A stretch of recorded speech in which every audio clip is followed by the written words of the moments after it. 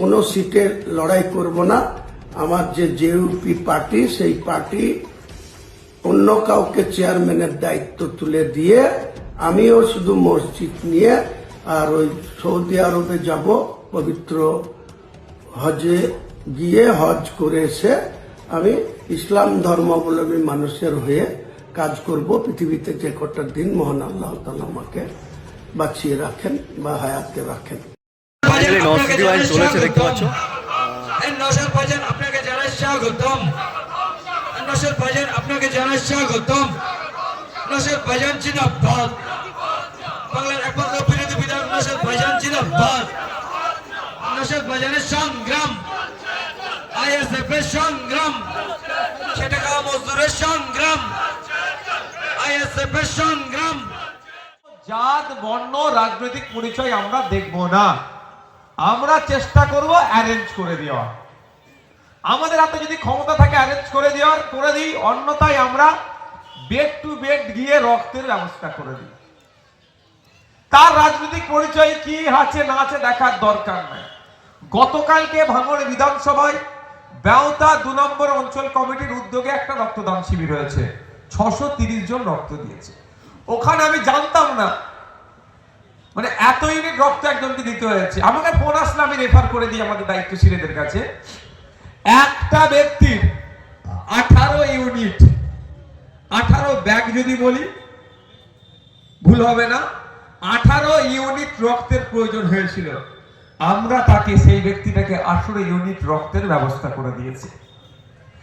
একবারের জন্য তার রাজনৈতিক পরিচয় কি, ধর্মীয় পরিচয় কি, বর্ণগত পরিচয় কি, একবারের জন্য দেখিনি।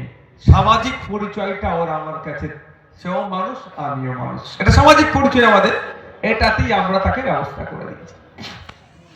যারা এখনো ভাবছেন রক্ত দিলে কি হবে না হবে, দেবো কি দেবো না, আমি তাদের উদ্দেশ্যে বার্তা দিচ্ছি। পৃথিবীর 10টা ভয়ঙ্কর রোগের নাম জানেন আপনারা? যাক, 10টা ভয়ঙ্কর রোগের আমি জানতে হবে না। 10টা ভয়ঙ্কর রোগের মধ্যে 2টো ভয়ঙ্কর রোগ হচ্ছে কি জানেন? একটা হচ্ছে ক্যান্সার আর একটা স্ট্রোক। মেডিকেল সায়েন্স বলছে ক্যান্সার আর স্ট্রোক থেকে বাঁচার জন্য বেশ কিছু গাইডলাইন দিয়েছে। এইরকম ভাবে জীবনযাপন করলে আপনি মরণ ব্যাধিগুলো থেকে বাঁচতে পারেন। সেই গাইডলাইনের মধ্যে কি উল্লেখ আছে জানেন? নিয়মিত যদি রক্তদান করা হয় তাহলে ক্যান্সার আর স্ট্রোক থেকে বাঁচার সম্ভাবনা আছে। নিয়মিত কত? গড়ে 120 দিন। 120 দিন যদি কোনো মানুষ নিয়মিত রক্ত দেয়, তার ক্যান্সারের ঝুঁকি কমে যাবে, তার স্ট্রোকের ঝুঁকি কমে যাবে। একটা সময় ছিল ক্যান্সারের রোগী মানে দূর দূরান্তের মানুষের খবর পেতাম আমরা, ও অমুক জায়গায় একজনের ক্যান্সার হয়েছে। আস্তে আস্তে আস্তে আস্তে পাড়াতে ঢুকে গিয়েছে এই রোগটা। এই রোগ থেকে পরিত্রাণ আপনাকে আমাকে পেতে হবে। তো পরিত্রাণ পাওয়ার একটা সহজ মাধ্যম হচ্ছে আপনি নিয়মিত রক্তদান করুন, তাহলে আপনার ক্যান্সারের ঝুঁকিটা কমে যাবে। তাহলে একদিকে রক্তদান করলে অন্যের প্রাণ বাঁচতে পারে, আবার রক্তদান করলে আপনার স্বাস্থ্য ভালো থাকবে, আপনার ক্যান্সার রোগের হাত থেকে মুক্তি পেতে পারে। সারা পৃথিবী জুড়ে দেখুন 10টা ভয়ঙ্কর রোগের মধ্যে আরেকটি ভয়ঙ্কর রোগ হচ্ছে, আচ্ছা এটা শুনতে খারাপ লাগছে নাকি? চোর ডাকাত কারা তো সব বলে দিয়েছে মনে হয়, বক্তব্য বলেছে তো নাকি? আমাদের কিরান ভাই আমাদেরকে সামনে রেখে একটা তিনি আবৃত্তি পাঠ করলেন। দেখুন উনি ওনার পাঠ করেছেন, বাক স্বাধীনতা আছে, তবে ওই কিছু শব্দের সাথে আমি সহমত নই। আমি আমার অবস্থান ভাই ক্লিয়ার করে দিলাম। নালে মুফতি সাহেব তো বসিরহাটের দিকে অনেক আছে, নওশাদ সিদ্দিকী সাহেব পেরে উঠতে পারছে না। মুফতি সাহেবরা আবার অতটুকু কাটিং করে কিরান ভাইয়ের ওই বক্তব্যটা কাটিং করে কি করবে, শোনাবে। আমি আমার অবস্থান ক্লিয়ার করে দিলাম, বাক স্বাধীনতা আছে, কিন্তু আমি কিছু শব্দের সাথে সহমত হতে পারলাম না। আমার অবস্থান আমি ক্লিয়ার। পরবর্তীতে কি কি শব্দ আমি কিরান সাহেবকে সাজেস্ট করব, যে এইগুলো আমি সাজেস্ট করতে পারি, রিকোয়েস্ট করতে পারি, আমি জোর করতে পারি না। সংবিধান এই ক্ষমতা আপনাকে দেয়নি, কাউকে দেয়নি। কোন ধর্ম কোন জাত কে মন্দিরে যাবে, মসজিদে যাবে, গির্জায় যাবে, কে আল্লাহকে মানবে, কে ভগবানকে মানবে, কে কালী ঠাকুরকে মানবে, কি করবে, কে যিশুকে মানবে, কে গুরু গোবিন্দ সিংহকে মানবে, সেটা তাদের। আর্টিকেল 25 এই পাওয়ারটা দিয়েছে।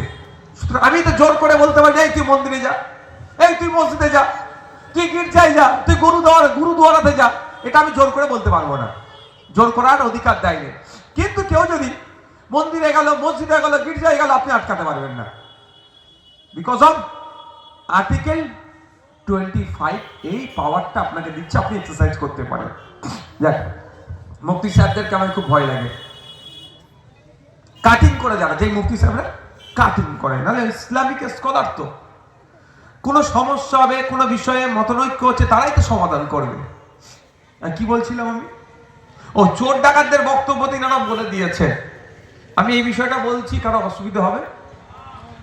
কারা শুনতে ইচ্ছুক একটা হাত তুলে দেখান তো। আপনারা শুনতে ইচ্ছুক একটা হাত তুলে রাখুন, হাত তুলে রাখুন। দূরে যারা আছে আপনারা শুনতে ইচ্ছুক তো নাকি? আওয়াজ দেন না, ঠান্ডা লাগছে? আমাকেও ঠান্ডা লাগছে, সিরিয়াস বলছি, আমাকেও ঠান্ডা লাগছে, ইচ্ছা করছিল মাথায় একটা চাপা দিয়ে দিই, দিয়ে বক্তব্য দিই, কান ঠান্ডা হয়ে যাচ্ছে। যাক, মেডিকেল সায়েন্স তাহলে আপনাদের স্ট্রোক থেকে বাঁচারও একটা মাধ্যম দেখিয়ে দিচ্ছে। অনেক মাধ্যম আছে, একটা মাধ্যম আছে নিয়মিত রক্ত।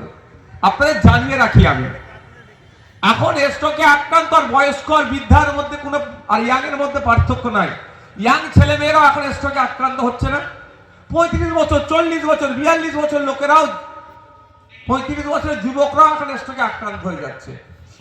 যারা স্ট্রোকে আক্রান্ত হয়ে মারা যাচ্ছে একটা পার্ট, আর যারা বেঁচে থাকছে, বেঁচে থাকার মধ্যে 80% মানুষ আর কাজ কামের মধ্যে সক্ষম থাকছে না, অক্ষম হয়ে যাচ্ছে, মানে তাকে বেড রেস্ট। তাহলে এই ভয়ঙ্কর রোগ থেকে মুক্তি পাওয়ার জন্য যে মাধ্যমগুলো বলেছে ডক্টররা বা মেডিকেল সায়েন্স, তার মধ্যে একটা গুরুত্বপূর্ণ মাধ্যম হলো নিয়মিত রক্তদান করা। তাই যারা এখনো ভাবছেন রক্ত দেবো কি দেবো না, কি হবে না হবে, তাদেরকে বলবো রক্ত দিলে অন্যের প্রাণ বাঁচতে পারে, মুমূর্ষু রোগীর সহযোগিতা হবে, থ্যালাসেমিয়া রোগী যারা আক্রান্ত তারা নিয়মিত যাতে রক্তের প্রয়োজন হয় তারা শান্তি পাবে, একটু না নিশ্চিতে থাকবে আমার রক্তটা পাবো। ঠিক সাথে সাথে আপনি একজন স্বাস্থ্য সচেতন মানুষ হিসাবে সমাজে পরিলক্ষিত হবেন, পরিগণিত হবেন। তাই আমি আপনাদের বলবো, কোন ব্যানারে হচ্ছে, কোন রাজনৈতিক দল, কোন ধর্মীয় সংগঠন, কোন সামাজিক সংগঠন, ওটা আপনার আমার দেখার প্রয়োজন নাই। প্রতি 120 দিন ছাড়া আমাদেরকে ব্লাড ব্যাংকে যাব, সামনে যে ক্যাম্প হবে সেখানে গিয়ে আমি রক্ত দেব। কারণ আমার একদিকে যেমন রক্ত কিন্তু কোনো জায়গায় আবিষ্কার হয়নি এখনো পর্যন্ত বিকল্প রক্তের, অর্থাৎ কলকারখানায় তৈরি হয়নি, মাঠে তৈরি হয়নি সবজির মতো, বা পুকুরে মাছের মতো চাষ হয়নি। রক্ত হিউম্যান বডি থেকে হিউম্যান বডিতে ট্রান্সফার করা হয়। তাই আমাদেরকে রক্তের যোগানটাও দিতে হবে। তাই সেই জন্য আমাদেরকেও আগিয়ে আসতে হবে। যথেষ্টভাবে আপনারা আগিয়ে আসছেন, আরো বেশি দায়িত্ব নিতে হবে। পার ডে যে 1800 থেকে 2000 ইউনিট রক্তের প্রয়োজন।